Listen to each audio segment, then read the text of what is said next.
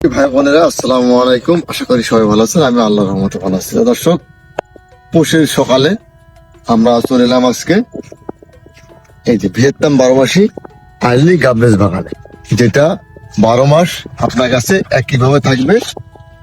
ভেতরে pink colour হবে আর কোনো ধরনের আটা হবে না, ভেতরে কোনো ধরনের আটা হবে না, পিঙ্ক কালার হবে। দর্শক, এই যে একটি গাছ, শীতের সকাল, শৈত্যপ্রবাহ চলতেছে আমাদের চুয়াডাঙ্গা জেলায়। প্রচুর শীত আমাদের এই জেলাতে, আপনারা জানেন। সারা বাংলাদেশে একইভাবে কিন্তু শৈত্যপ্রবাহ প্রভাবিত হচ্ছে। তো দর্শক, এই শীতের সময় আপনার বাড়ির আঙিনায় যদি এই ধরনের, এদিকে ক্যামেরাটা নিয়ে আসেন, এই ধরনের একটি গাছে যদি কাঁঠাল ঝোলে, তা আমার মনে হয় দেখেও শান্তি, আত্মায় একটা শান্তি লাগে যে কত সুন্দর একটি কাঁঠাল, কতগুলো কাঁঠাল ধরে আছে।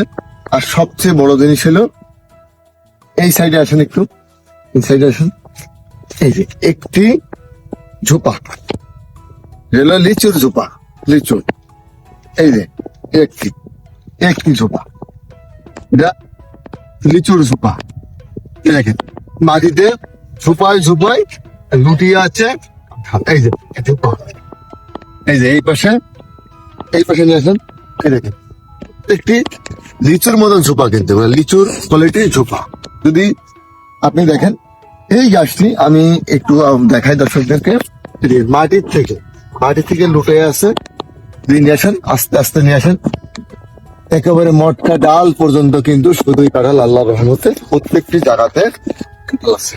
দর্শক, এখন আমি বলি এটা চাষ পদ্ধতি।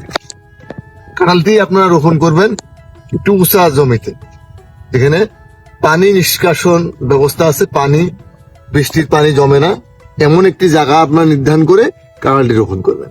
1 নম্বর। 2 নম্বর হলো, কাঁঠালটি যখন রোপণ করবেন, হালকা গোবরের সার দিয়ে একটি কেঁচোনাশক বা ওই পোকানাশক, একটি কীটনাশক দিয়ে রোপণ করে দেবেন। তাহলে কি হবে, গাছটি ভালো থাকবে।